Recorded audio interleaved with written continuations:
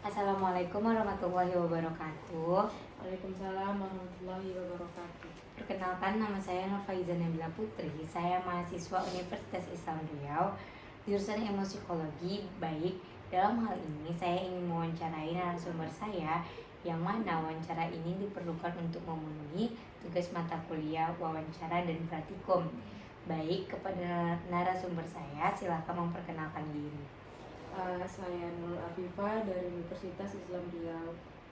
Jurusan yang saya ambil itu ilmu hukum, Fakultas Hukum, dan saya sekarang lagi berada di semester 4.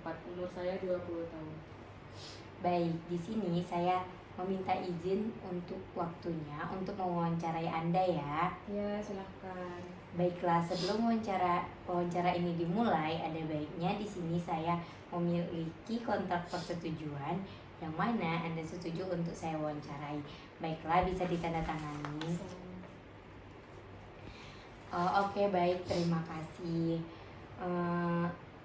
Sebelumnya saya meminta izin untuk memvideo tugas wawancara ini guna tidak tertinggal informasi selanjutnya. Ya, silahkan. Langsung saja kita masuk ke sesi pertanyaan yang pertama.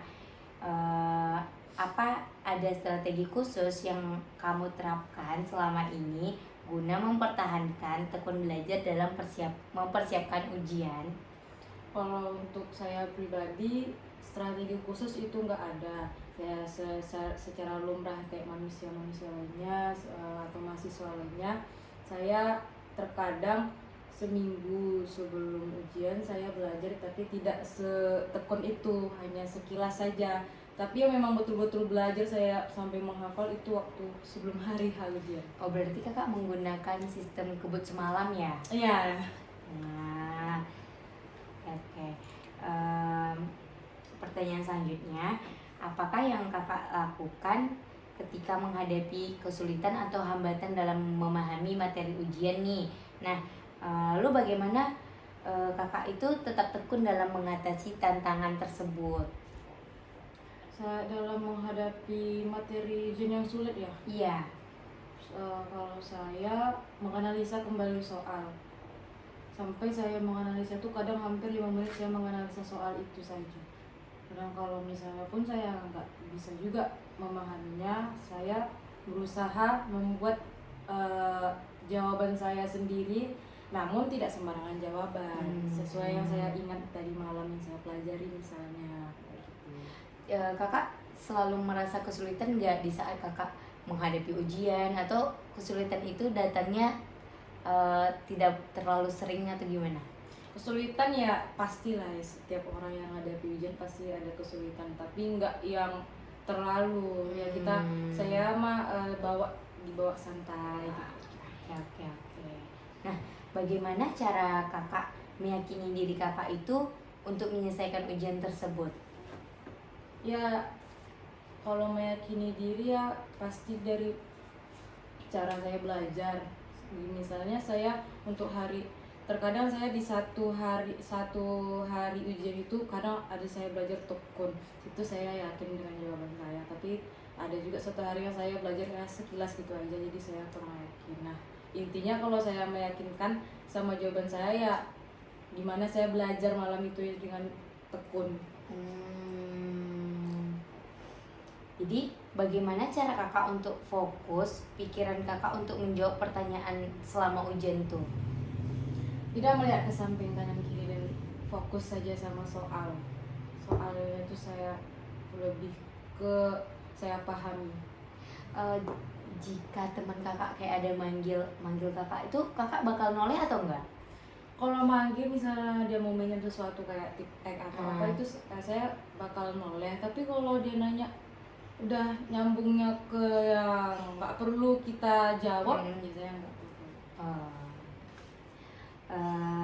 Menurut kakak, bagaimana dukungan orang terdekat yang berperan dalam mempertahankan tekun saat kakak menghadapi ujian? Dukungan yang paling membuat saya tekun dalam ujian itu ya orang tua, pastinya nomor satu. Itu mereka selalu sebelum ujian itu mengingatkan saya untuk jangan lupa beribadah, berdoa, dan tahajud.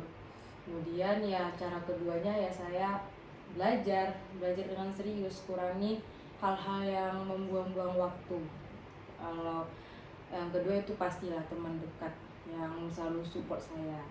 Oh jadi teman-teman kakak support juga ya berarti? Ya pasti mereka support saya. Kata-kata yang mereka keluarkan untuk support kakak itu apa biasanya? Misalnya saya lagi malas nih, nanti teman saya, ayolah belajar FIFA, jangan malas-malasan nanti nggak dapat ujiannya gitu. Wah. Atau ingat orang tua, kuliahnya harus betul-betul, jangan sampai cuma main-main doang. Oke.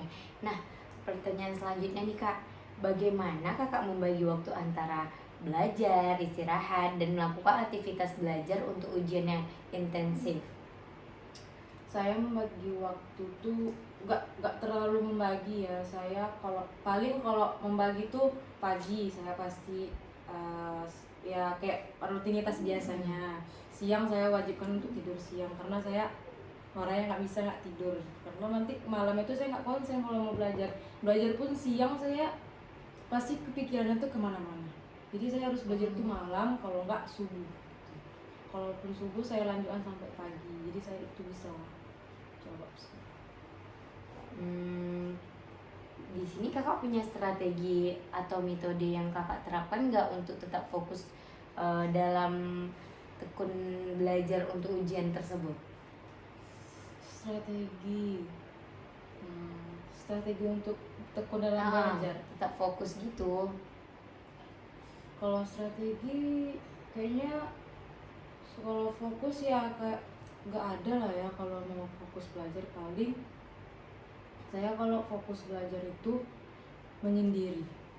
Oh, berarti kakak kalau misal belajar tuh nggak suka di tempat keramaian gitu ya? Kadang ada tipikal orang kalau belajar tuh di tempat, di kafe-kafe atau sama teman-temannya. Kalau saya itu nggak bisa. Saya jadi harus nggak harus sendiri, tapi setidaknya tidak ribut, tidak suka kebisingan ya kak ya. Terus saya harus nggak perlu menghafal, intinya saya membaca, memahami itu diulang-ulang aja, nggak perlu dihafal.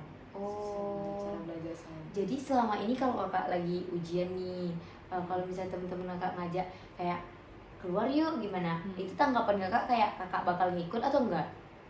Kalau untuk soal belajar di luar saya kayak nggak akan ikut, karena saya memang nggak bisa belajar di keramaian gitu. Nah, pertanyaan selanjutnya nih kak, apa yang kakak lakukan ketika kakak merasa gagal dalam mengerjakan ujian? Yang pasti introspeksi diri, karena terkadang kita sudah belajar nih tekun-tekun, tapi kita dapat sesuatu, kita udah ingat semuanya. Nah, nanti waktu kita jawab pasti kita merasa oh ini yang ku baca, oh iya ini yang ku hafal tadi. Nah, tapi waktu keluar hasil nilainya berbeda sama yang kita ekspektasikan. Nah, itu secara satu-satunya introspeksi diri, apa yang kita lewatkan pasti ada yang terlewatkan dari sana, kenapa nilai kita bisa kayak gitu. Kedua, kalau misalnya kita merasa tidak ada yang terlewatkan, kita bisa tanya ke dosen di mana masalah kita gitu. Dan kita dapat penerangan dari dosen, kan kita jadi tahu. Oke. Nah, bagaimana kakak menghadapi situasi saat konsentrasi kakak itu terganggu waktu ujian? Kalau saya menghadapi situasi seperti itu, saya yang pertama pasti diam. Saya lebih kadang kan kita kalau ujian tuh kalau nggak fokus, pikiran kita kemana-mana. Jadi saya harus gitu, fokus dulu. Nah, saya harus mengatur pikiran saya sendiri. Nah, gitu. Misalnya nih kak, kan kita kok nggak konsentrasi, misalnya ada suatu keributan nih, kayak namanya kita dalam ruangan ya ujiannya. Nah, kak mendengar suatu keributan, nah itu kan nggak mungkin kita tegur ya. Apa yang kakak lakukan gitu? Kayak mana nih? Aku mau fokus nih gitu. Dengan cara apa kak? Kayak gimana ya caranya gitu? Kadang kalau misalnya saya masih dekat orang kayak gitu, misalnya dia di samping saya, tolong dong jangan ribut, saya bilangin. Berarti kak tegur ya. Nah, tapi kalau orangnya udah nggak bisa digituin ya saya diam aja. Baik diam. Nah, pertanyaan selanjutnya nih kak, apa yang kakak lakukan jika mendapat nilai yang tidak sesuai yang kakak harapkan? Kalau saya di posisi itu ya saya kayak pertanyaan sebelumnya sih, lebih lebih mengintrospeksi aja lagi, kenapa saya dapat segini, apa kekurangan saya, apa yang kurang di jawaban yang saya kasih gitu, kenapa saya bisa dapat nilai segini. Tapi selama ini Kak, selama Kakak menghadapi ujian dan nilai ujian tersebut keluar, Kakak pernah merasa nggak memuaskan nggak nilai Kakak? Itu pernah, pasti ada. Oke. Nah, apa yang Kakak lakukan ketika mendapat soal ujian itu sulit gitu? Soal ujian, kalau saya mendapat soal ujian sulit itu biasanya saya membacanya berulang-ulang kali. Karena kan kita kan sulit tuh karena kita nggak fokus. Iya. Kita baca ini tapi kita baca cuman pikiran kita entah kemana-mana. Nah ya kalau gitu saya harus berkali-kali membacanya sampai saya memahami soal itu. Saya analisa dulu soal itu benar-benar, walaupun lama ya, tapi memang kayak gitulah cara saya. Soal. Tapi selama Kakak ujian, Kakak sering nggak dapat kayak misalkan kita pasti dapat kisi-kisi dari dosen gitu. Ada nggak di luar itu? Ada, banyak. Berarti Kakak merasa kesulitan nggak? Kan sekiranya Kakak belajar nih ya yang dikasih dosen gitu kan, tapi ya nggak sesuai nih dengan apa yang dikasih dosen. Kakak kayak ini sulit nih gitu nggak? Kakak merasakan hal itu nggak? Ya pastilah merasakan, karena nggak, apa yang kita pelajari itu, apa yang kita pahami, yang kita hafal tuh pasti nggak akan keluar kalau kayak gitu dosennya. Maksudnya tuh kita udah ngafal nih tapi yang keluar beda lagi, terus kita mau apa kita jawab. Nah saya itu lebih ke apa yang saya ingat sebelum-sebelumnya yang diterangi, itu yang saya isi. Nah pertanyaan selanjutnya nih Kak, bisa dijelaskan nggak Kak bagaimana Kakak menangani kegagalan dari hasil ujian yang tidak Kakak harapkan? Saya pernah di situasi kayak gitu, jadi saya semenjak itu saya baru mengerti kalau saya ini tipikal orang yang belajar dari kegagalan. Dulu saya pernah gagal, ada satu mata kuliah gagal, dan dari situ saya mulai lebih giat lagi belajarnya. Terus nggak, biasanya misalkan saya dulu belajar tuh kalau mau ujian tuh seminggu sebelum ujian atau kubur semalam. Kalau sekarang saya setiap dosen ngasih materi itu saya catat, terus saya rangkum di buku saya. Yaudah, jadi itu yang saya catat tuh selalu saya ingat, karena saya menyatat itu bukan perkataan dosen, perkataan saya karang sendiri, saya jabarkan sendiri. Dari situ saya mengembangkannya biar nggak gagal lagi. Oke. Apa yang Kakak lakukan untuk mencegah kegagalan di saat menghadapi ujian? Belajar, lebih tekun aja belajarnya. Karena kita gagal pasti bukan karena kita nggak belajar, karena kita udah nampak soal nanti blank. Pasti kayak gitu kan, ada orang, saya juga pernah kayak gitu. Jadi saya lebih ke fokuskan satu materi, misalnya ada 5 materi yang disajikan yang dia harus pelajari, saya harus fokus minimal tuh 3 materi saya harus kuasai. Jadi saya kalau misalnya nggak dapat 2 materi ini kan masih ada 3 materi lagi. Nah biasanya tuh kakak kalau misalnya mencegah kegagalan di waktu ujian itu, kakak bakal kan udah ada nih materinya, misalnya kakak bilang tadi 5 materi nih yang kak baca. Nah kan setidaknya dia 2 materi yang tertera, 3 materi lagi cadangan.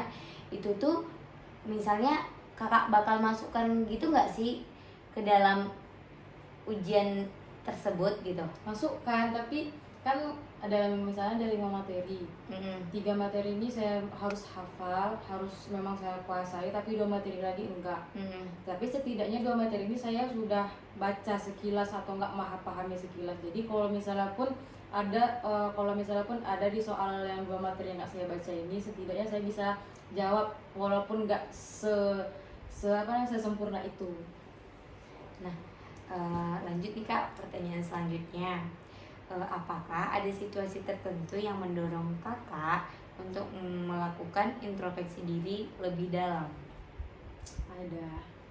Apa tuh Kak kalau boleh tahu? Kegagalan, saya udah bilang tadi kegagalan. karena dari kegagalan tuh sebenarnya nggak bagus juga kan kalau kita bisanya refleksi diri dulu tuh dari kegagalan atau kesalahan. Tapi saya merasakan seperti itu, saya pernah gagal, tapi saya pernah ada masanya saya nggak ada gagal-gagal, jadi di situ saya pikir ngapain belajar kayak kali, nanti kan sama aja nya saya nggak bakal keluar aja 10 besar. Ya taunya saya keluar aja 10 besar, jadi saya kayak meremehkan gitu. Semenjak itu saya lebih giat lagi. Nah, pertanyaan selanjutnya nih Kak, bagaimana Kakak menangani emosi atau pikiran yang muncul saat menghadapi ujian? Nah, misalnya Kakak lagi bad mood nih, otomatis kalau bad mood Kakak pasti kayak emosi kan, kayak diganggu, disapa aja Kak bisa marah gitu. Jadi apa nih, kayak mana cara Kakak menangani hal tersebut? Kalau saya sih diam, karena saya kalau saya lagi emosional kayak gitu, misalnya kita kan kadang mood kita berubah-ubah, saya takut nanti ada hal yang nggak diinginkan gitu dari tutur saya atau berlaku saya, jadi saya lebih baik diam biar semuanya tuh nggak kacau gitu. Oh, kan kalau namanya kita ujian ya Kak, pasti kayak tersulut emosi ya pasti ada, karena kita juga udah capek belajar gitu, ditambah kondisi yang nggak baik. Nah, Kakak sering nggak ngerasain itu di kala ujian Kak atau gimana? Kalau waktu ujian nggak sering sih, tapi pernah. Pernah. Ya kayak gitulah, karena saya kan pernah saya menahan emosi waktu ujian bukan karena saya nggak dapat ujian, tapi karena lain hal dari teman saya gitu. Nah, kayaknya waktunya sudah mencukupi nih Kak. Nah, alhamdulillah, terima kasih kepada Kakak Nurul Afifah Ya, untuk bersedia menjadi narasumber saya, dan juga maaf telah mengganggu waktunya beberapa menit, hampir 15 menit yang lalu gitu. Nah, ya. Dan semoga apa yang kita ucapkan tadi tujuannya tercapai semuanya ya Kak. Nah, baiklah, mungkin hanya ini saja yang dapat saya sampaikan. Lebih dan kurang saya mohon maaf. Terima kasih sekali lagi ya Kak. Assalamualaikum warahmatullahi wabarakatuh. Waalaikumsalam warahmatullahi wabarakatuh.